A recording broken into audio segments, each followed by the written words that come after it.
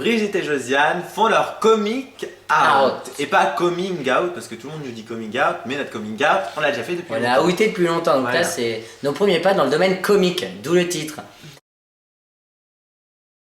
C'est tout ce qu'on aurait pu faire après Secret Story, mais qu'on n'a pas fait. Voilà, comment se reconvertir après la télé-réalité. On cherche à revenir sur le devant de la scène, donc on essaye plein de trucs, on présente l'Eurovision.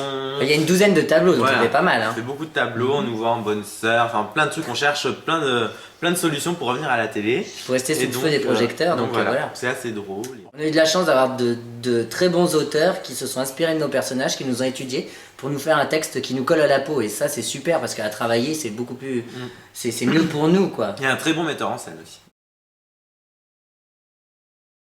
Bah écoute, il y a beaucoup de gens qui apprécient. Après c'est sûr qu'on peut pas plaire à tout le monde, donc il y a des gens qui aiment pas parce que c'est pas leur type d'humour, mais en même temps l'humour c'est assez...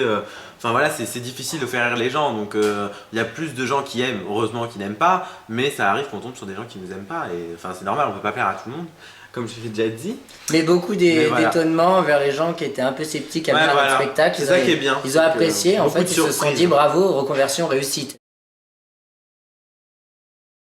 Oh bien évidemment, on a toujours des critiques de la communauté gay qui nous disent oui vous renvoyez une image très négative de folasse, folle furieuse machin, mais comme caricatural, ces gens-là ont envie d'être considérés comme tout le monde. Donc comme tout le monde, je veux dire, c'est-à-dire le public hétéro, je veux dire il y a des beaufs, il y a des classes, il y a tout dans le public hétéro. Il y a des BCBG, il y a des machins. Donc dans le public, dans le milieu gay c'est pareil, il y a de tout, donc voilà. Les gens ne nous regardaient pas dans Secret parce qu'on était gay ou machin ou truc, on les regardait parce qu'on était drôle et on les faisait rire, on était naturel. Donc malgré, en fait on a dépassé notre sexualité, c'était pas, il n'y avait pas du tout cette notion de sexualité parce que la France n'est pas non plus un pays très ouvert à ça.